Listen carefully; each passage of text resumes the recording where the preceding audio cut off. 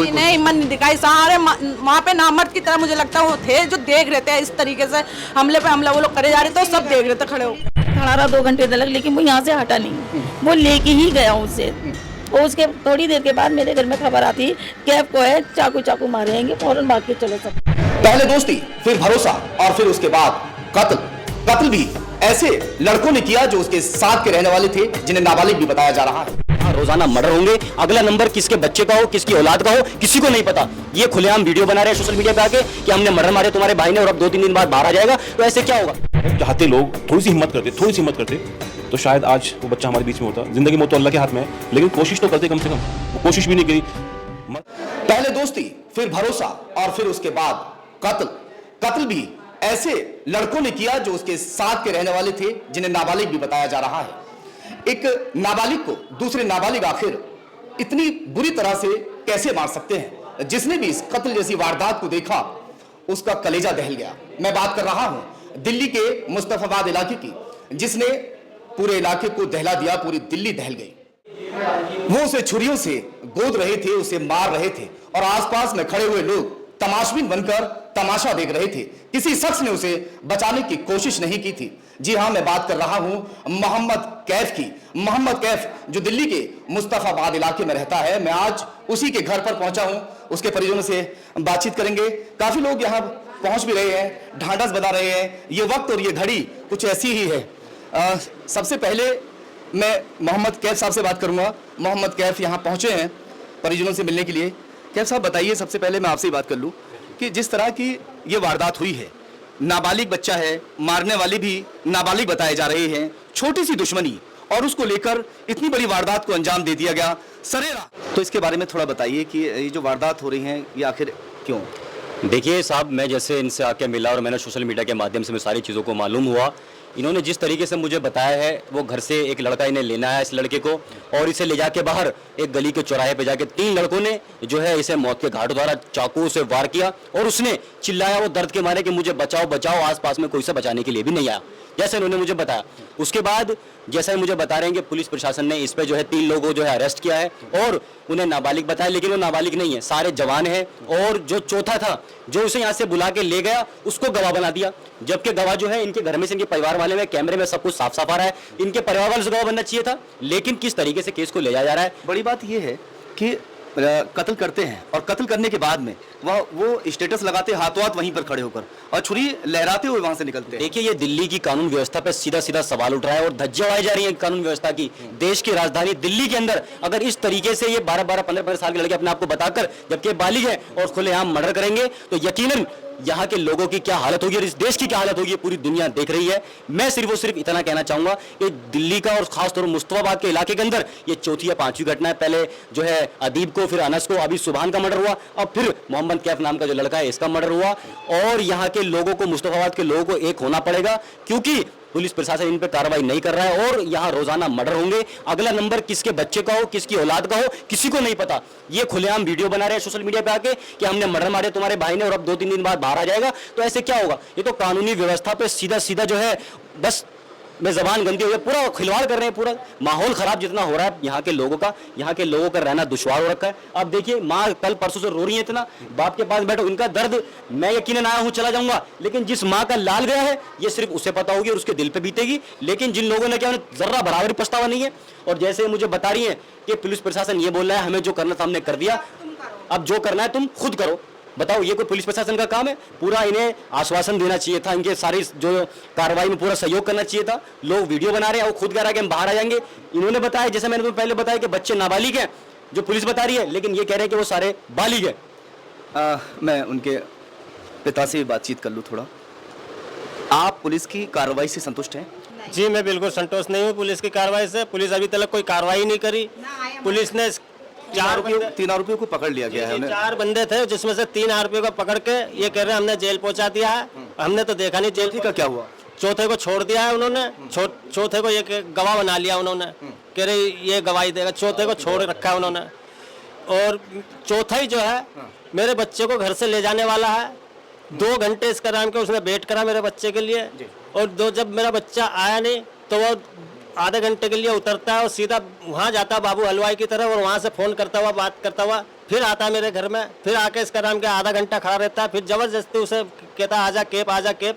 Cap को बुला के वो नीचे ले जाता है। उसके 15 मिनट के बाद ये पता चलता है, 2 लौंडे आते हैं, कहते हैं तुम्हारे केप को किसी ने मार दिया। क्या मान के चल रहे हैं, कैफ की उनसे दुश्मनी थी या जो 400 रुपए की बात सामने आ रही है वो बात थी? 400 रुपये तो एक ढाल है, 400 रुपये की कोई दुश्मनी नहीं थी, ना केप की कोई दुश्मनी थी। केप के पास पैसे थे, बस उन पैसे को छीनने के चक्कर में, क्योंकि वो 74,000 का माल घर से लेके गया था बेचने के लिए। स्क्रैप का काम करता है वो घर से पैसे उसके जेब में माल बेच के उसके जेब में पैसे थे, लेकिन वो पैसे का भी नहीं पता चला। चौथे बंदे ने उसका जब मोबाइल निकाला, कातिलों के नाम एक का नाम तो हमजा है, एक का नाम मैडवी कहते हैं, और मैडी कहते बुलाने के लिए आया था, उसका क्या नाम था? नहीं वो है सद्दाम। जी। कातिल 2 घंटे तक दरवाजे पर बैठकर इंतजार कर रहा था कि कब वो सोकर उठेगा और कब मैं उसे यहाँ से लेकर जाऊंगा। बहन अपने भाई को फिर उठाती है कि 2 घंटे उसको यहाँ बैठे हो गए, चला जा। फिर ये सोची समझी साजिश थी, क्योंकि जिस वक्त कैफ को यहां से लेकर जाते हैं तो पहले से जो कातिल है वो घात लगाकर बैठे हुए थे। सभी के हाथों में धारदार हथियार थे और जैसे पहले से वो घात लगाकर बैठे थे, कैफ को यहां से ले जाया गया। ले जाने के बाद सरेआम चाकुओं से गोदकर, छुरियों से गोदकर मौत के घाट उतार दिया। आप कौन है उनकी? मैं पुप्पी हूँ। और आप मम्मी हैं? जी। तो उस दिन क्या हुआ था? कैफ बताते हैं कि कैफ सोए हुए थे उस दिन। कैफ सो रहा था। हम लोग हॉस्पिटल से आए थे 15 दिन के बाद। 31 तारीख को हम लोग बहुत ज़्यादा रात और दिन की थकान हो रही थी, हम लोग सब आराम कर रहे थे।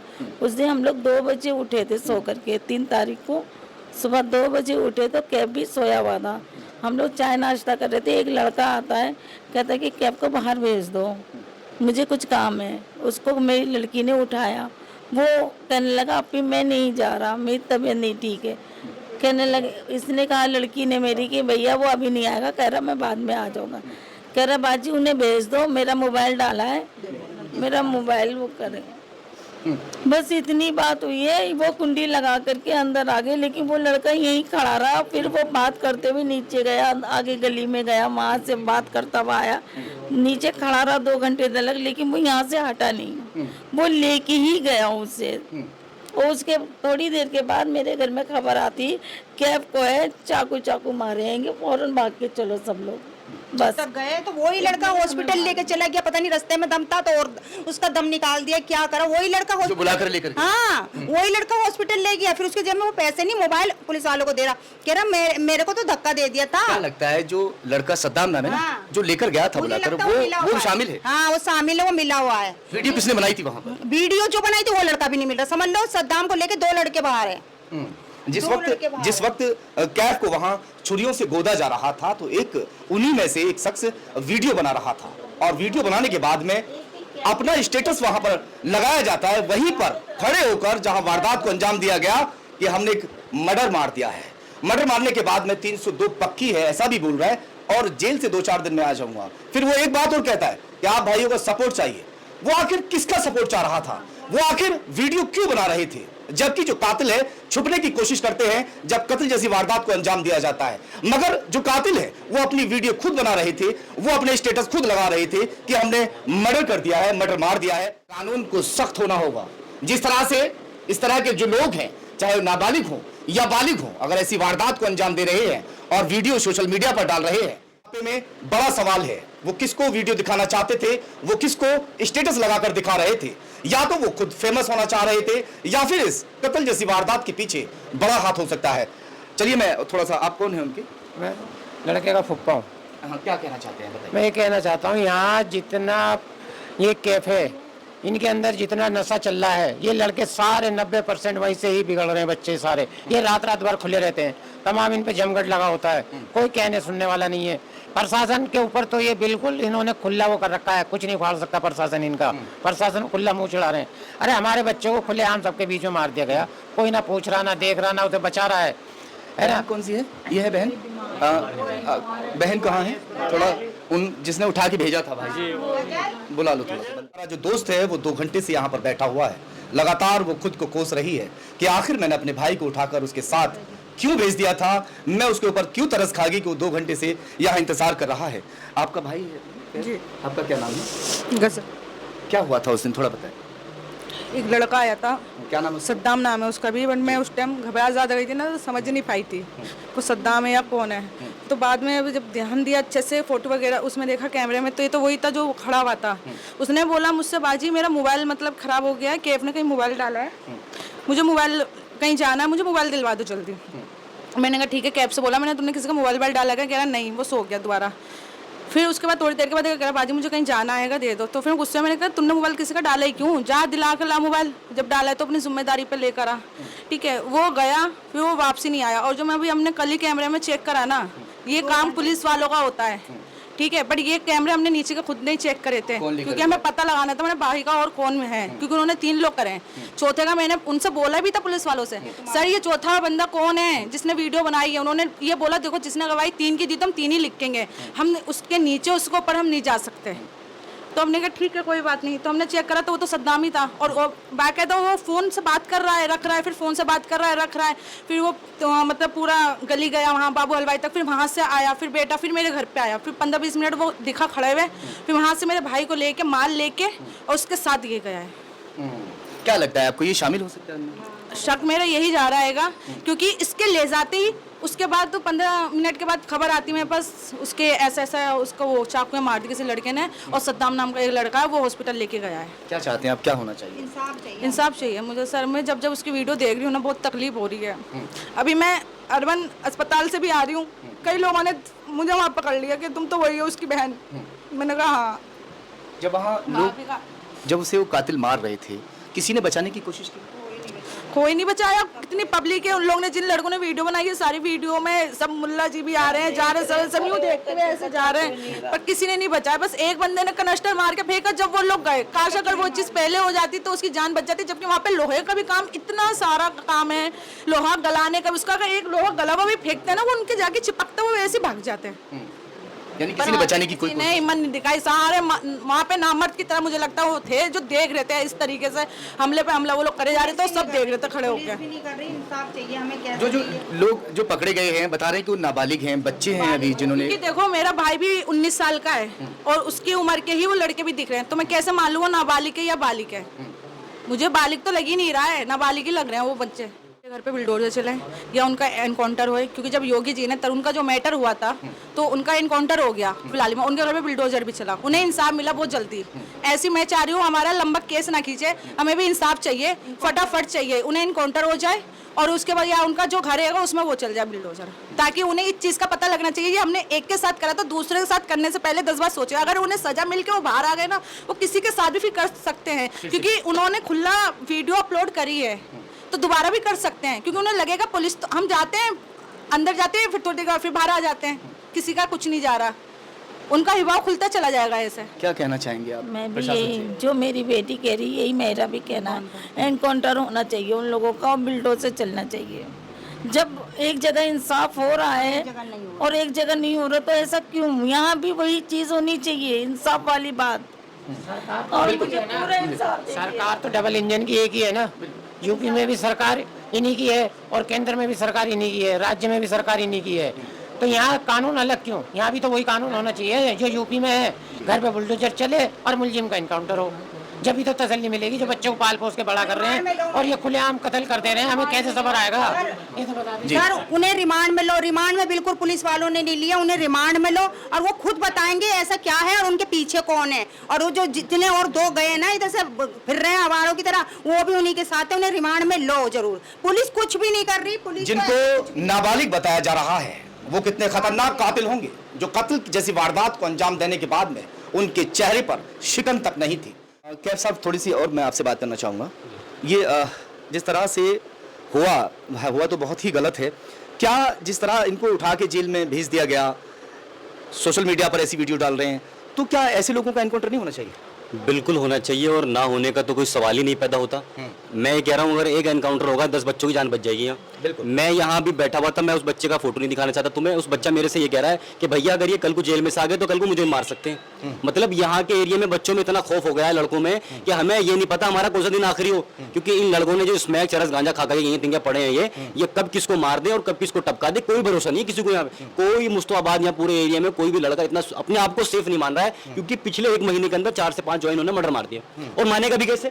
मैं गलत कह रहा हूँ बड़ेगा? नहीं, सही कह रहे हो आप। जी जी जितना जल्दी हो सके जितनी भी गैंग है सबसे पहले उन गैंग को खत्म किया जाए। और ये अपने आपको नाबालिग बता के यहाँ अपना जो है दबदबा दिखाना चाह रहे हैं, इनके एनकाउंटर हो, इनके घरों वीडियो चले और इन्हें जेल में डाला जाए, तब तो यहाँ 1% को चीज हो सकती है। और ये ना तो कोई यूपी से आके करेगा, हम यूपी से आए, ना कोई बाहर से करेगा, ये यहाँ खुद मुस्तफाबाद के या दिल्ली के जिम्मेदार लोगों को एक जिम्मेदारी से इस काम को करवाना पड़ेगा, मिलकर चलना पड़ेगा, वरना कब किस बिजनेसमैन के कब किस बच्चे के साथ हो जाए कोई भरोसा नहीं है। जी बिल्कुल। क्या प्रशासन से क्या कहना चाहेंगे? मैं प्रशासन से ये कहना चाहता हूँ, जैसे उन्होंने पकड़ के ना रिमांड लिया, कुछ भी नहीं लिया, ना उनके ऊपर कोई सख्ती करी, बस पकड़ा और पकड़ने के 2-4 घंटे के बाद उन्हें जेल भेज देते हैं। मैं ये चाहता अगर उनका रिमांड लेते हैं, अगर उनसे और पीछे की पूछते तो कम से कम वो पीछे के जो भाई है, भाई मुझे बचा लेना, बस मैं जा रहा हूँ 302 में, फिर बाहर निकल के फिर मिलते हैं।